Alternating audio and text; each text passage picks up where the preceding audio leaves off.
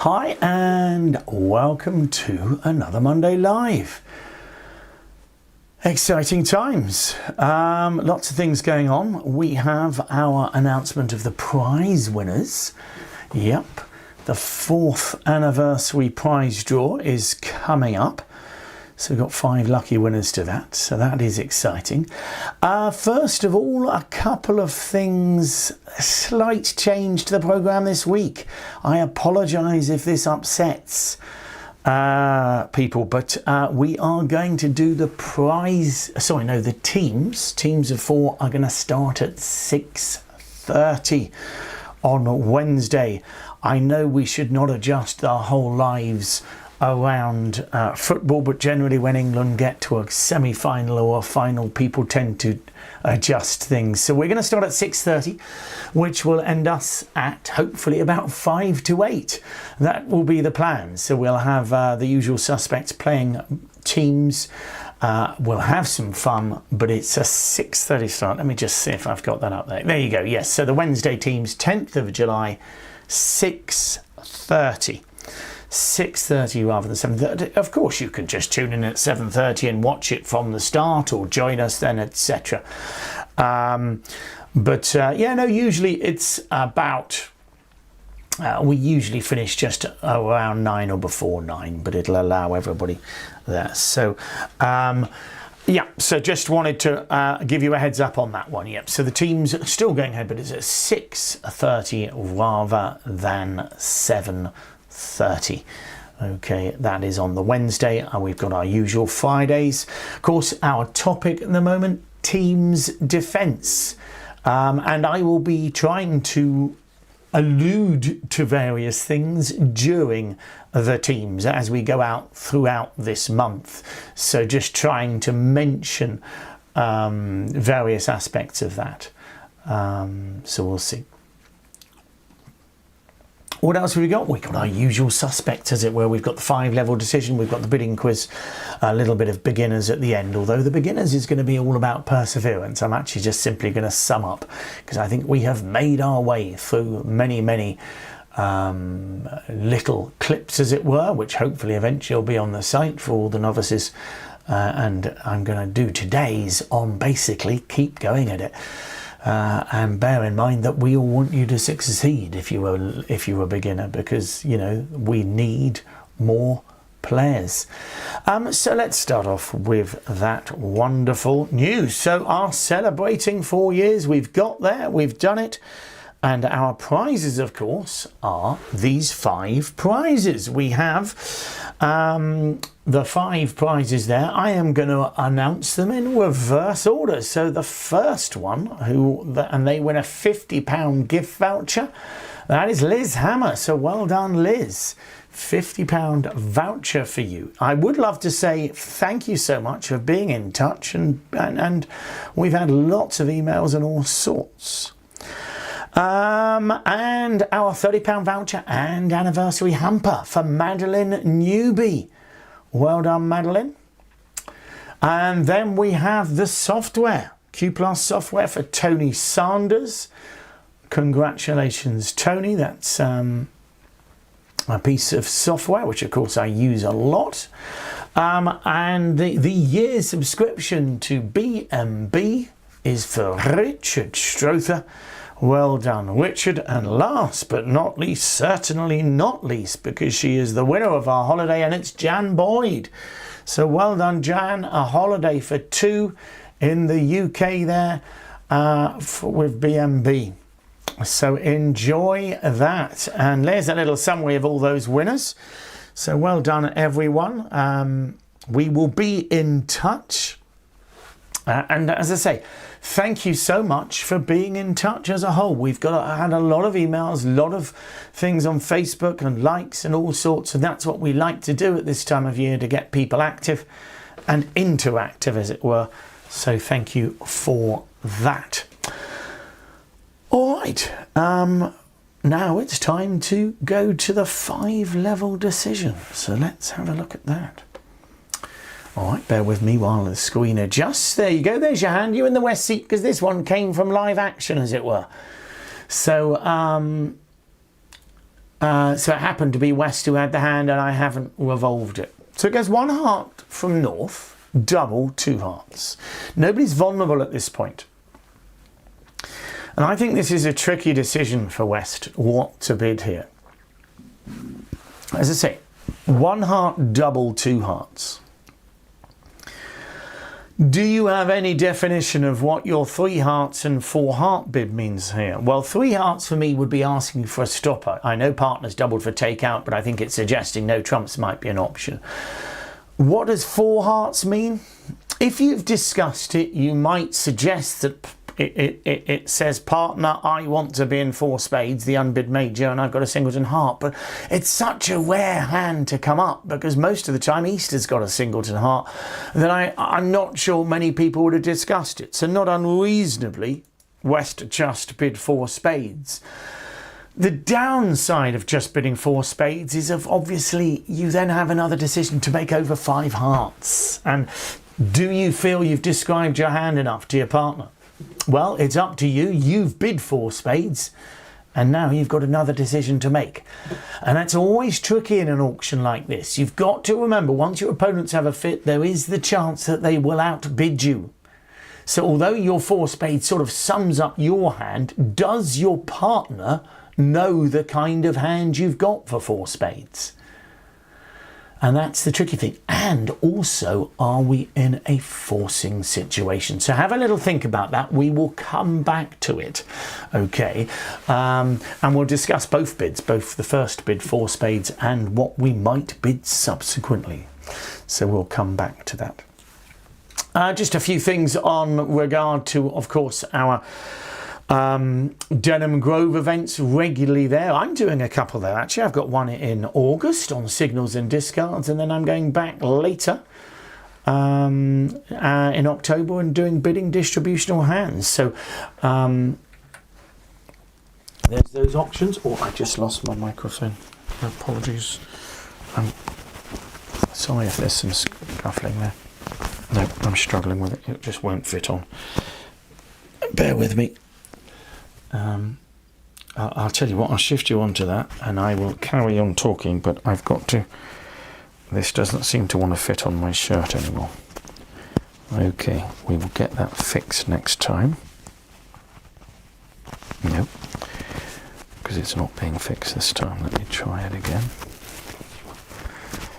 Nope.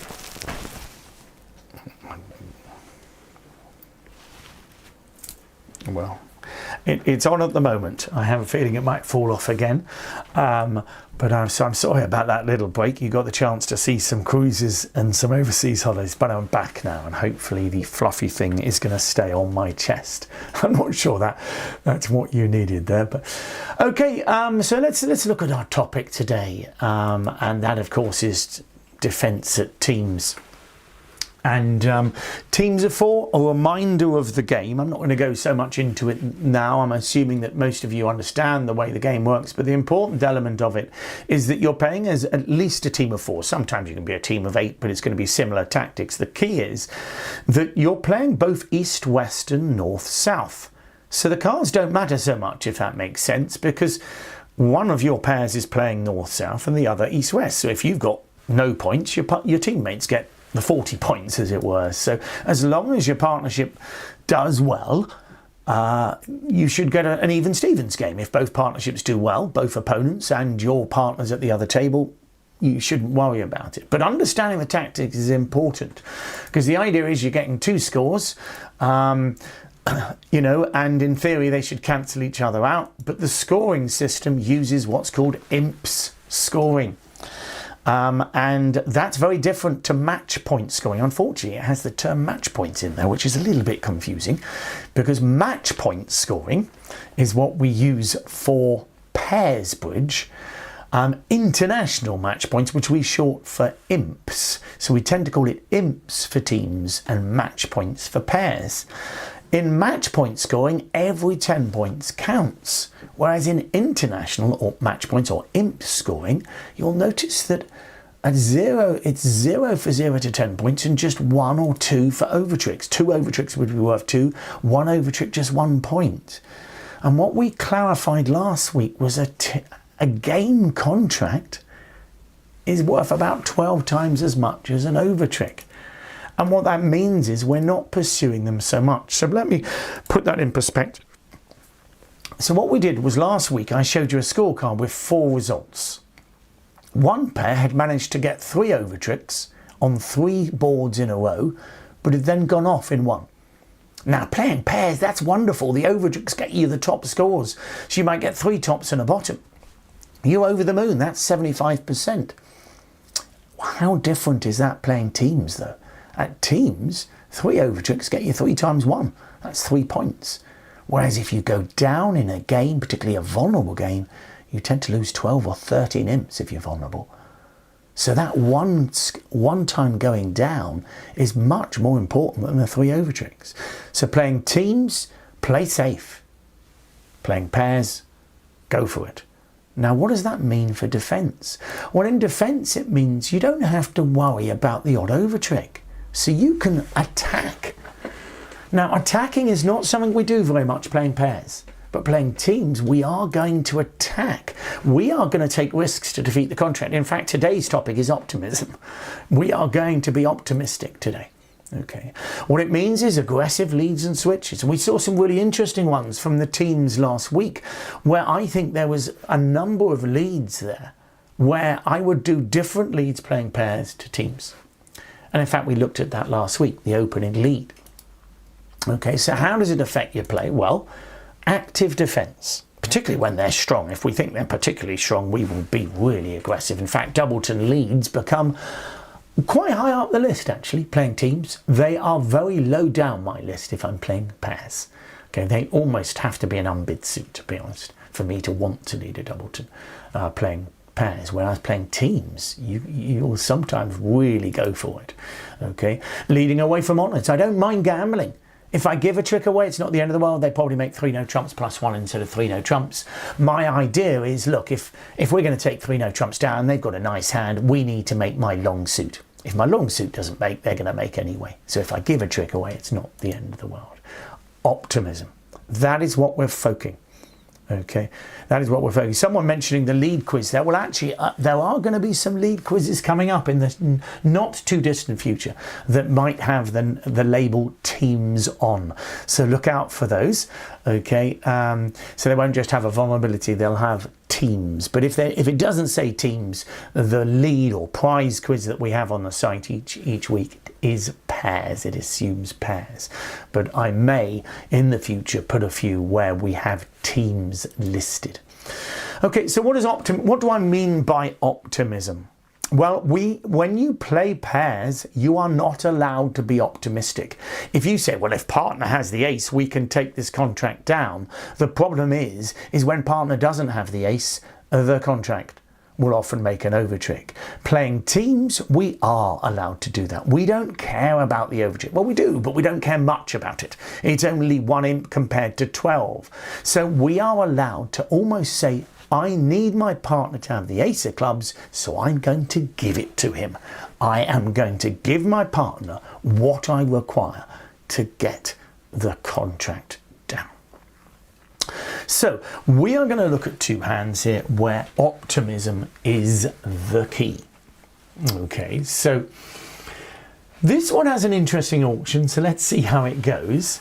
It goes 1 no trump from south, can't see their hand, pass, transfer from north, and it's your bid.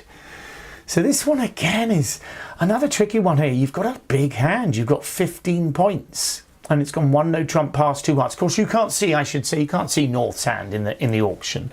So North could have 0 points here. I must admit, might be tempted to pass on the first round, knowing that I'm probably going to be at a double on the next round. But this East not unreasonably doubled. Basically, they play the double. I mean, you've got to assume it shows something in hearts, but they're sort of trying to say, partner, I've got a good hand. Thing is, when there is a transfer, you know the bidding is going to come round again. So if you pass over 2 hearts, it will go 2 spades from south, pass, and a lot of the time, obviously, given that you've got 15 points, a lot of the time it's going to go pass, pass. So then you would do a takeout double. and then partner can choose. The problem here with the double on the first round for me is that it tends to put the emphasis a bit more on hearts, and I'm not sure you want to do that. Does that make sense? So here it goes 2 spades, pass, pass, and of course you double that again, and it is for takeout. If you're short in spades, I know you've got 6 points in spades, but you are short.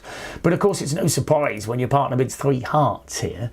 And I think if you passed on the first round and then doubled, your partner might lean towards the other suits because you didn't choose to double 3 hearts and the 2 hearts on the first round. But anyway, you chose it here. That's by the by. You end up in 3 spades. You know, you're not going to double 3 spades, but you've had success. You've pushed your opponents up to 3 spades. And I think that's reasonable from North as well. I think South did not have to bid 2 spades in this auction. Once 2 hearts is doubled, okay, South could have passed. So I think North is thinking they've got a fit. North has got 9 points. Why not push on to 3 spades? So we're in 3 spades. Let's see what happens. The Queen of Hearts is led. And what's important, particularly teams, playing pairs, it can be different, but playing teams, what can be really important in situations, particularly when you've had a no trump opening here, is counting the points. So that's our first job here, is counting the points, because it can often tell you a lot. Because I think you've got a pretty accurate count of the number of points around the table, so let's do it. Okay, you've got 9 in dummy, you've got 15 in your hand, and you've got 12 to 14 in the South hand. Are you happy with that? So actually that gives you 36 to 38 that you've accounted for. So the most your partner can have is 4, and the key, of course, is you know about 3 of them. That Queen of Hearts includes the Jack in it. Because partner definitely isn't short. Remember, if you ever think partner might be short, always look at the rest of the hearts. If you've got 3 and dummy's got 2, if partner's only got 2, then declarer's got 6 of them. And that certainly doesn't make any sense. So partner has led from length. He will have the Jack as well. So that is 3 points. Well, that means partner either has 3 or 1 more. That's what we've said. The most he can have is 4. Now remember, your job is to take the contract down. Remember that. So the king covers, you clearly put the ace on that, and you've won the first trick. Playing teams, your aim is simply for 5 tricks here. I don't care if they make an over trick. 3 spades plus 1 often makes me feel happy because they'll think they should have been in 4. Okay, now you can see 4 obvious tricks. Remember the no trump opening from South. So you know you have 2 heart winners. Partner will have the Jack. You have the ace of spades and the ace of diamonds. So you have 4 tricks. You need 1 more. Okay, so you need to find a way.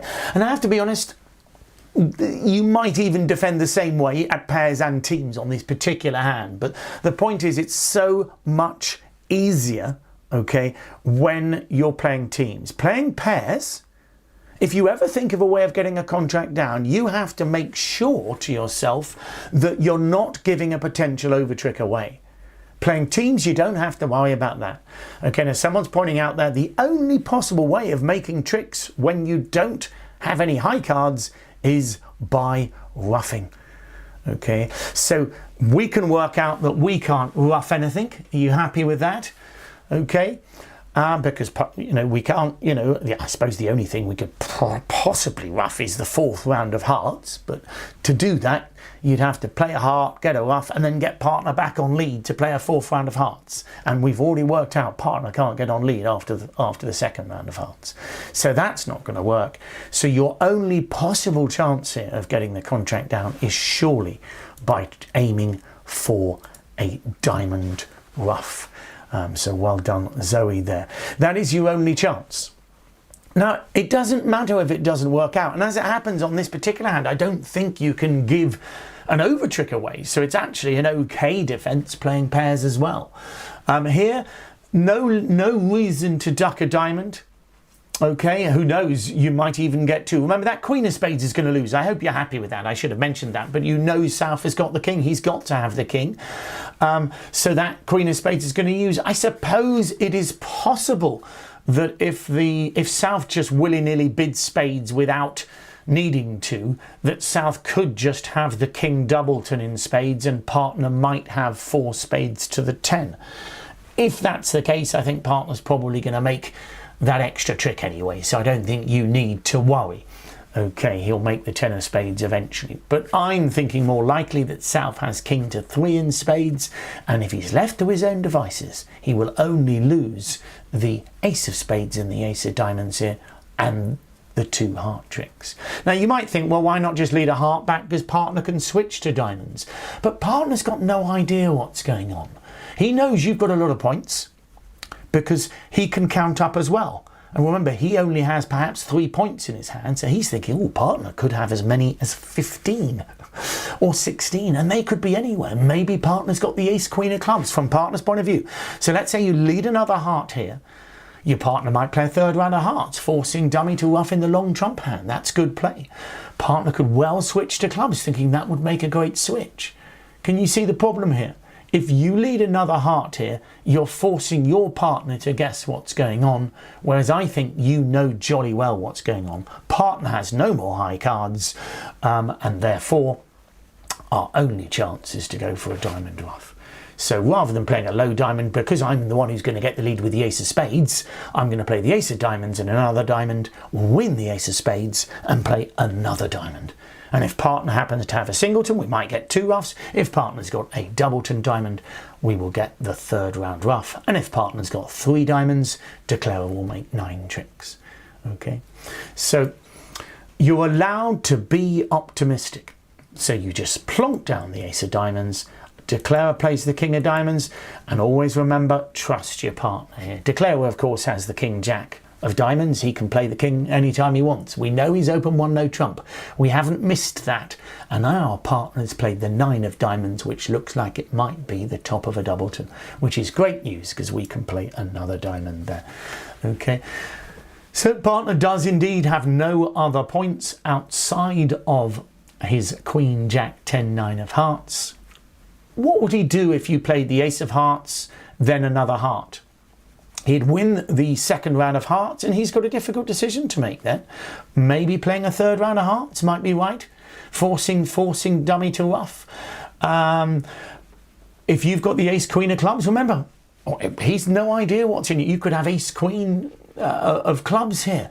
So a club switch might be absolutely necessary. Otherwise you might get end played. Maybe you've got, I don't know, king, queen, doubleton of spades, nothing in diamonds, and ace, queen of clubs. Your partner has no idea what the right play after having won that 2nd heart is. Okay, in which case he might lead the 9 of diamonds, and if he does, that's brilliant. Okay, but of course I think you can see your only chance. So if as a partner, as a player, as a defender, you can see a chance of getting the contract down, then go for it. Okay, I think your partner will probably put you with 4 hearts on this hand as well, because of your double. Okay. Yeah, absolutely. This is the problem. When you lead a heart back, okay, when you lead a heart back on the 2nd round of hearts, you are giving count in the suit generally. Okay, the 3 of hearts could be from ace 3. I mean, declarer could easily have opened 1 no trump with 5 hearts to the 8, don't forget. So I don't think even anybody who doesn't like opening 1 no trump with a 5 card major, if you've got 5 hearts to the 8, you would probably, I hope most of us would open a no trump with that. Okay, that's the 8, not the ace. So if I had ace 3 doubleton, partner may still look to get a trump promotion, you know, if you play a heart back. So it's important that you do switch to diamonds there. Okay, as I say, that's interesting because that one, I think, you might make the same play in both contracts. This one, though, I think should be distinct. You're going to defend in a different way, probably depending on the type of game you are playing. Nice and simple auction here. 1 no trump, 3 no trumps. No real reason for North to mention the clubs here. Even playing teams, you see, it's without a singleton in your hand, it seems unlikely that 5 clubs is going to be better than 3 no trumps many times.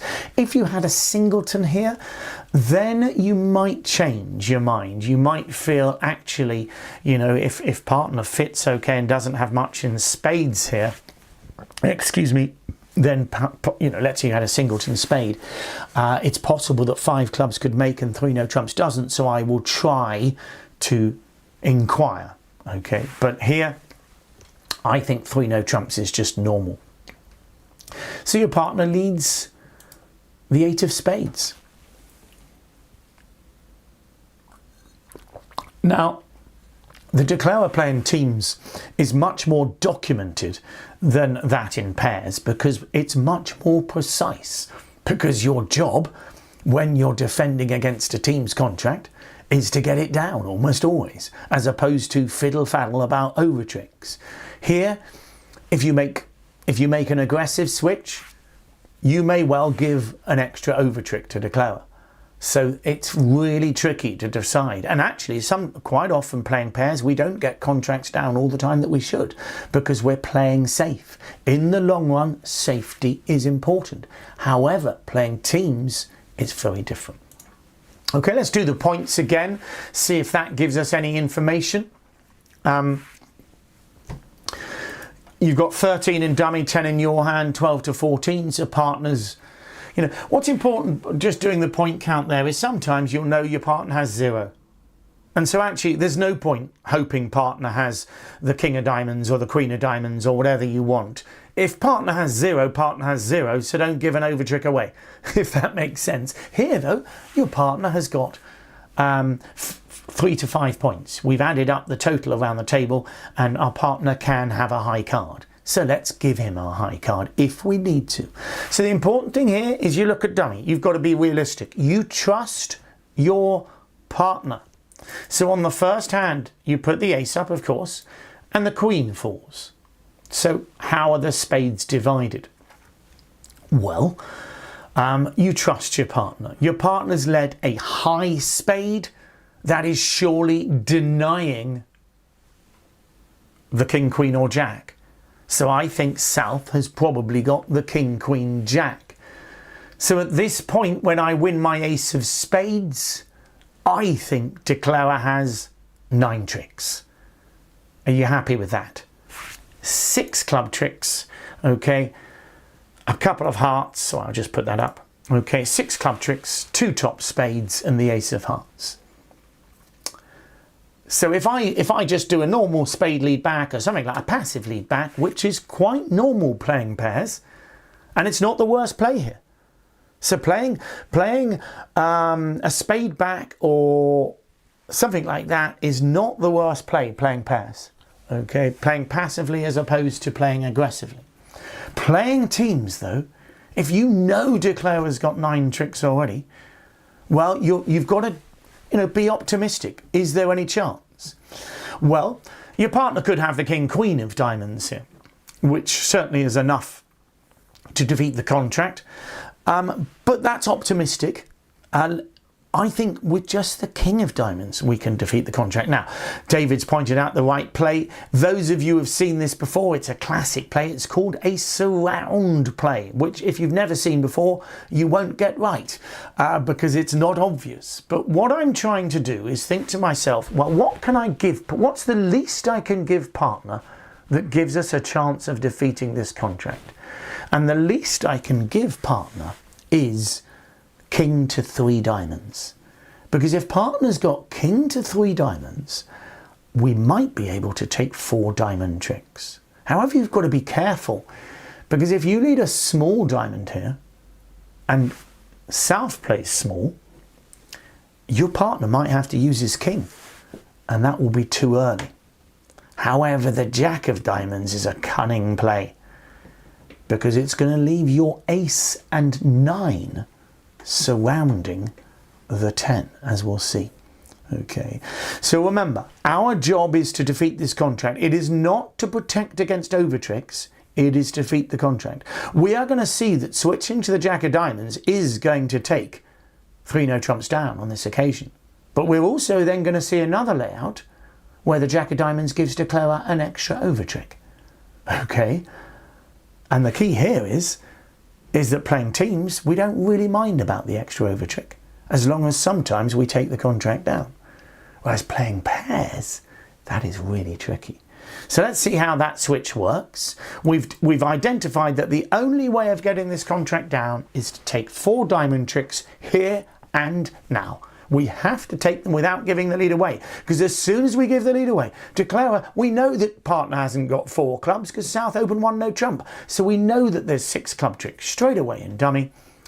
The ace of hearts, and remember, partner's lead has denied an honour. He's led a high spot card. So we know, I know declarer followed with the queen. He was being tricksy, as they say. He's got the king and jack. And that is the least top tricks declarer's got. I have a feeling he's probably got maybe a king of hearts as well, you know, or something like that. So let's do it. We're going to try the Jack of Diamonds. It's called a surround play.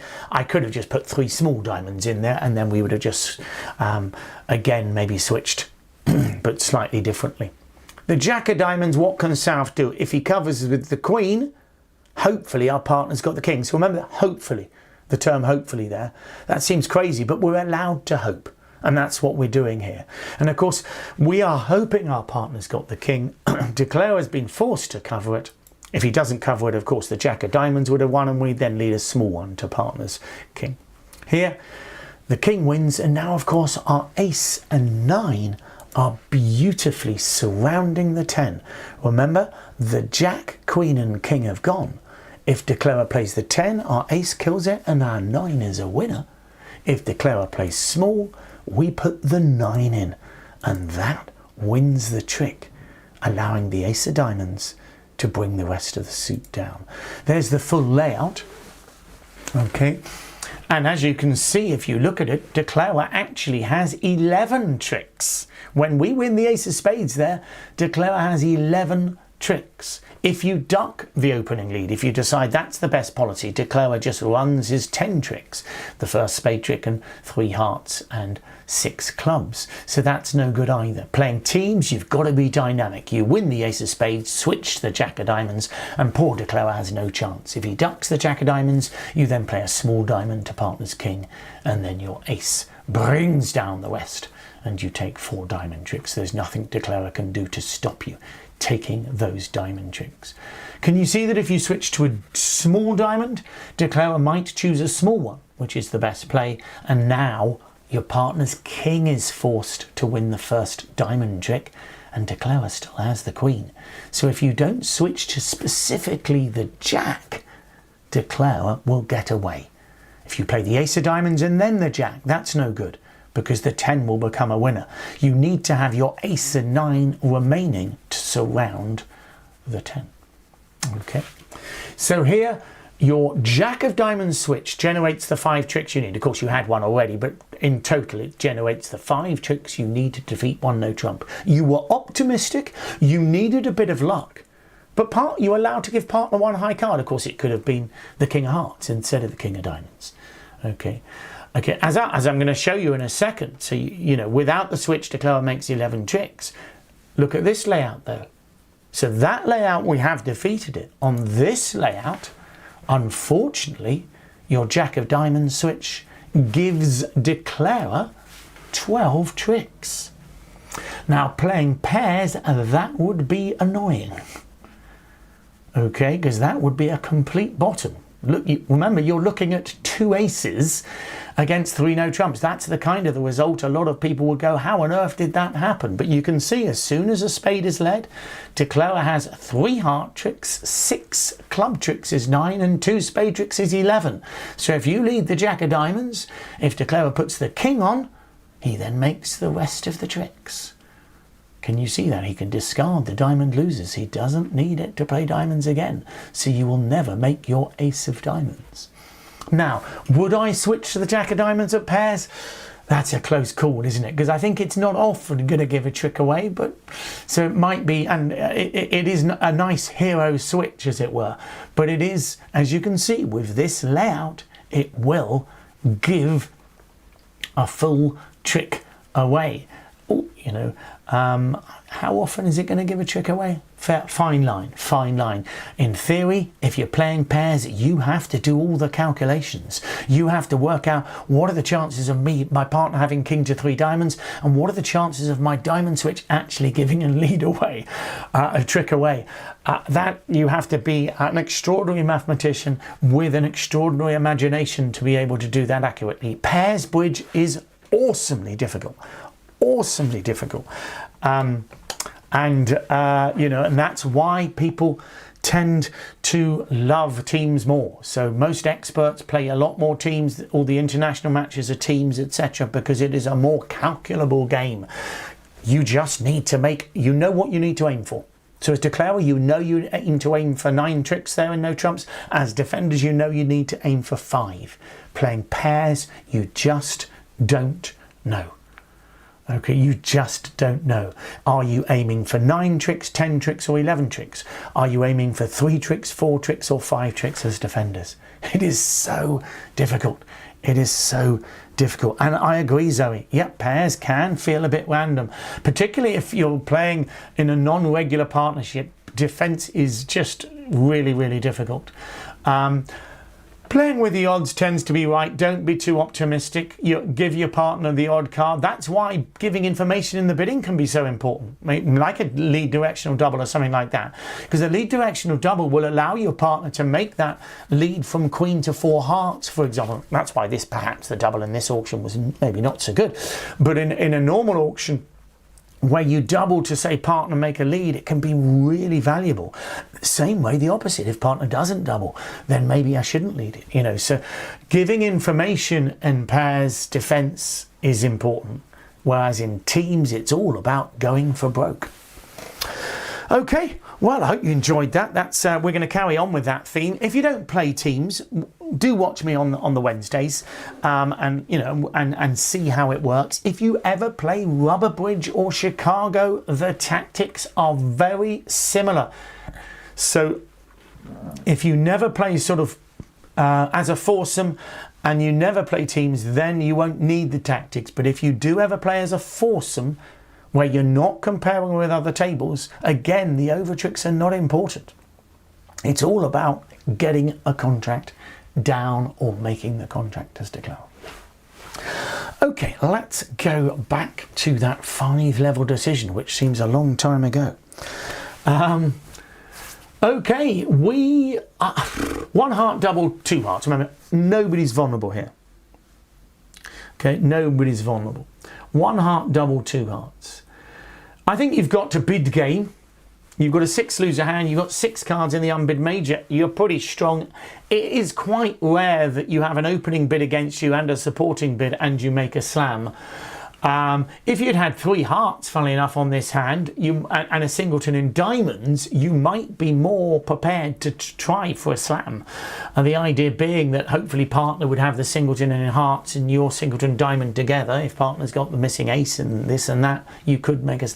Here, it's one of those hands that you could imagine your partner having a singleton heart as well. So, but what do you bid over the 2 opposite the double once 2 hearts is bid? If you are happy that in your system 4 hearts shows an aggressive, an excited raise to 4 spades, maybe it doesn't need to show the singleton. Maybe what it basically says, the jump to 4 hearts, is partner, I'm strong, and you know, we should be in game. I think though in this auction 4 spades looks like it's to make as well. I don't think it looks like a preempt to me. Problem is, what would you bid with king jack to 6? Well, even ace queen to 6 spades and nothing else. You probably would jump to 4 spades, see? So it is tricky. So, you know, maybe I think maybe 4 hearts might have been better on the first round. That says partner, this is our hand. Surely it's suggesting the unbid major, and then at least both of you know that you're the ones who are making game. When 5 hearts comes back round to you, what are you thinking? Well, wow, we could well have a 10-card spade fit. Partner should generally have 4 cards in the unbid major. If partner has only got a singleton heart, then he can have a normal maybe 11 count. But a lot of the times, maybe in this auction, you know, where are all the points here? I mean, I think we've got the majority, so what are your opponents bidding on? I love playing live bridge. Here I'd get a good idea of what North's got with regard to the speed of the 5 heart bid. Because if North is bidding 5 hearts quickly, North's probably got a void in hearts. It's no surprise to me if he's got a void in hearts. A 2 heart bid is often a stretch bid here. So the opponents have probably only got about 19 points between them at a max here, more likely 18. You know, North hasn't got a powerhouse. North's probably got a maximum 14, 15 points, if that. I think they're bidding on distribution.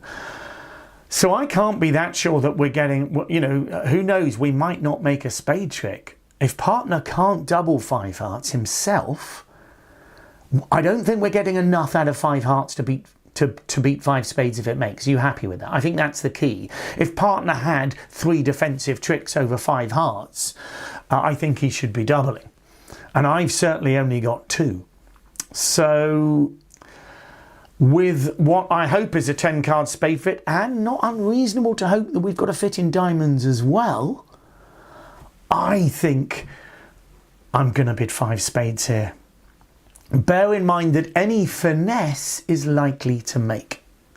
Because as Alan's pointing out then, 2 hearts is a stretch, could be 0 to 5 points. And very often those points may well be in hearts. If there's a finesse in diamonds, I expect it to make. If there's a finesse in clubs, I expect it to make. I don't expect there to be a finesse in spades. You know, if there is, who knows, it might make, but I don't know. So I am going to bid 5 spades here. Also, you know, I might have a double fit. But I think you'd be happier making the decision if partner would maybe double, if you'd bid 4 hearts, because I think if you bid 4 hearts in the auction, it goes 5 hearts, funny enough, your partner would probably double here. That wouldn't work so well. Because there's your partner's hand. Your partner's got, I mean, he's got to double surely. It's not ideal for us, but surely he has to double. He has to double 1 heart. He's got shortage in hearts and 13 points. So I think it's a reasonable double.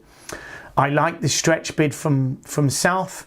You jumped to 4 spades. And of course, North does indeed have an immediate 5 heart bid. And you are allowed to take advantage of that. So playing live, I think North would bid 5 hearts quickly. He may even do it very quickly playing online. Nowadays, we all have good things. If North just bids 5 hearts straight away in this auction, you can, a lot of the time, be pretty confident that he has 0 spades, but at most 1. What's going to happen? Well, they are going to lose 1, 2, 3. I mean, they might just go 1 off. In fact, I let Q Plus play it, and they did. They established a 5th club there, and they went just 1 off in 5 hearts. Whereas I think it's not unreasonable there to be hope. I mean, look at the layout. You know, you're expecting the finesse. Well, it is a finesse in diamonds, isn't it? If that makes sense, you need the ace of diamonds to be right. Otherwise, you might lose the ace and jack. Well, it's no surprise that North has that ace of diamonds. And also, you still have the chance of as I say, the jack of diamonds falling or being picked up. But here, of course, because North has the ace of diamonds, you will, of course, be able to just lose 1 diamond and 1 heart. I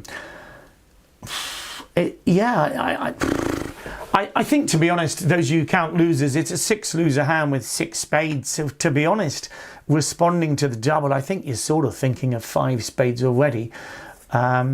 It's not a million miles away about from a slam, but of course, even if you had ace queen of diamonds in the east hand, you still need to find the jack of diamonds. So I think it looks like you're likely to lose a heart and either a diamond or a club in any kind of contract. So I think a slam looks to be out of range. It's good bidding from the opponents though.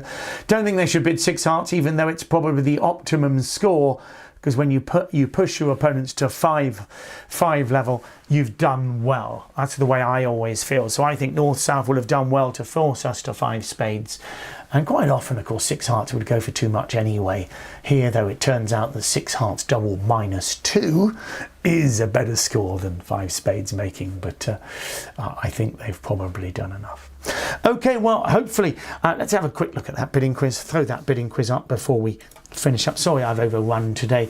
Lots of exciting things to talk about. So difficult not to. We're on the theme of weak jump over calls, and here it is again. Your partner opens one spade, a weak jump over call of 3 clubs. Lovell. Okay, so one spade, weak jump over call of 3 clubs, and it's your bid. Okay, one spade, 3 clubs, and it's your bid. Okay, good luck with that. Remember, you can see that on the website, etc.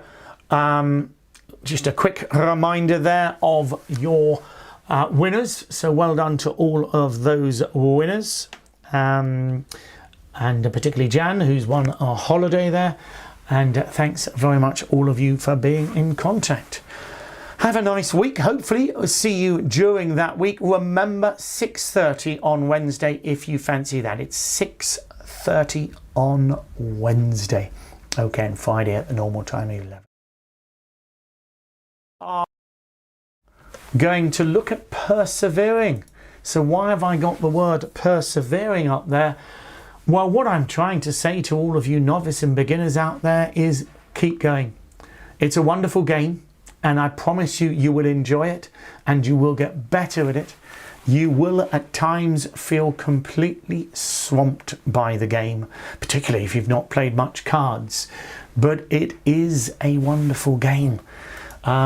So when you're learning bridge, you can learn online now. There's a lot of ability to learn online, but a large proportion of people continue playing the game because they've learnt with a group of friends. Okay, they've learnt with a group of friends, and then they can play as a 4. In fact, some people I know have learnt to play and don't even know you can play as a foursome by yourself. But it's one of the best ways of learning, because if you play as a 4, there's no time pressure. You're not in a specific competition, and you can chat about the hands, and particularly if you're all at a similar level, you can laugh about the mistakes you make, and there's not such pressure. And I often say when I do some of my lessons with the set hands, etc., look, take those hands home and just play as a foursome and see how you get on with them. Practice, doing some discards or thinking about your defense or whatever aspect of the play you're looking at, and take your time and really focus on it, and you can really learn that way. And I'm afraid to say it's repetition. I know about it doing Italian and trying to get better at Italian. Repetition. I mean, and immersion. In the end, you've got to be brave. That's when it helps to find a partner, because being brave together is so much easier at a club. Going there, getting things wrong a lot. Remember, when you get things wrong and get a bad score, usually your opponents are pretty happy about that. So don't be embarrassed. Oh gosh, I can't believe I've done that. Hopefully your opponents will be forgiving. They'll say, don't worry, that happens to us all. But they'll also be quite happy, really, because they'd have probably got a top. Early on, particularly online, you're allowed to use crib sheets now, and I recommend it, using some form of crib sheet, because there's so much information crammed in. Allow yourself, but do remember with crib sheets that at some point you've got to release yourself from them. So perhaps, use it for the no trump bidding, but eventually say, okay, today I'm going to try and do all of my no trump bidding without a crib sheet. See how you get on. If it still doesn't work, go back to it. But, give yourself various options, but try not to push yourself too hard, because there's so many things to know. And we all love doing random hands, but as a teacher, when I was teaching absolute beginners, I'd often try to move away from random hands, because on every random hand I deal, I expect there to be 30 different decisions to make. Okay, 30 different decisions to make, and so I can't tell the beginners all about those. So you tell them, maybe you just tell them about the obvious ones. Well, of course, I know what I'm like in Italian lessons when I used to be at them. I would always ask the difficult question, and there'll always be one. They'll go, so why should I have played that one? And you'll go, well, actually, you're right, you should have played that one, but I don't know how to explain that to you yet. Okay, so bridge is a really difficult game. Finding a club's important. Hopefully you might know a bridge player, they might know a club. Ideally a club that has a session for lesser players, or includes an ethos that says we want more bridge players, because every club is the same. Every club wants more of you. Okay, so do not worry. We want you. I know there'll be times you'll play at a club and you'll think, gosh, they're fierce. I'm afraid that happens. We've got a whole gamut of players in bridge. So many wonderful people, and you'll have the chance to meet with them and mix with them. Sometimes they'll be slightly more aggressive at the table than they are in the pub. Okay, but you know, hopefully you'll get through that, because we all want you to be part of us. Playing live is a wonderful experience. If you've only played online, get playing live, because that is what bridge is all about. The interaction. You'll often hear me when I'm talking about bridge, talking about the idea of, well, if you're playing live here, it's so much different because they bid in a different way. You know, you can learn things about people by watching them, etc. You've got to persevere. I'm afraid to say that it's possibly a very sad fact that bridge is possibly the one game in the world that has the worst transference from beginners to actual players.